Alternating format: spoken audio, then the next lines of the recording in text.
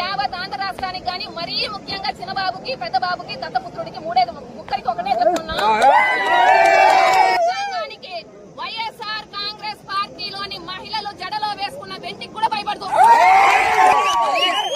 కాబట్టి red book రాజ్యాంగం అనో రెడ్ బుక్ అనో పోలీసులను భయపడితే భయపడిపోయే రకాలు జగన్మోహన్ రెడ్డి అభిమానులు కాదు, తొక్కుకుంటూ పోతూనే ఉంటాం.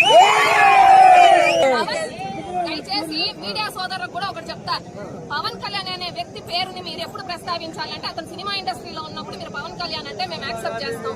కానీ మీడియా సోదరులు మర్చిపోయిన సంగతి ఏమంటే పవన్ కళ్యాణ్ అనే వ్యక్తి చంద్రబాబు నాయుడు దత్తపుత్రుడుగా మారి చాలా సంవత్సరాలు అవుతోంది.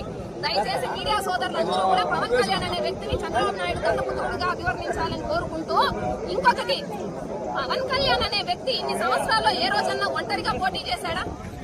పవన్ కళ్యాణ్ అనే వ్యక్తి ఏ రోజన్నా ప్రజల్లోకి వచ్చాడా?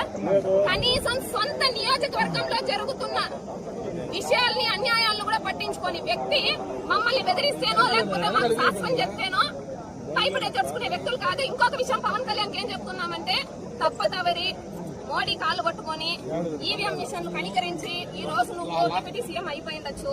నీకు మంచి సలహా వైఎస్ఆర్ కాంగ్రెస్ పార్టీ ఆడపడుచులు మనిగా మేము చెప్తున్న ఒకే విషయం ఏంటంటే, రాబోయే ఎలక్షన్ లో నువ్వు ఎట్లా ఓడిపోతావు కాబట్టి మంచి చిలక దోషం సెంటర్ ఒకటి పెట్టుకో. వైఎస్ఆర్ కాంగ్రెస్ పార్టీ సోదరి మనులందరూ నీకు లాభం జరగాలి కాబట్టి నీ దగ్గర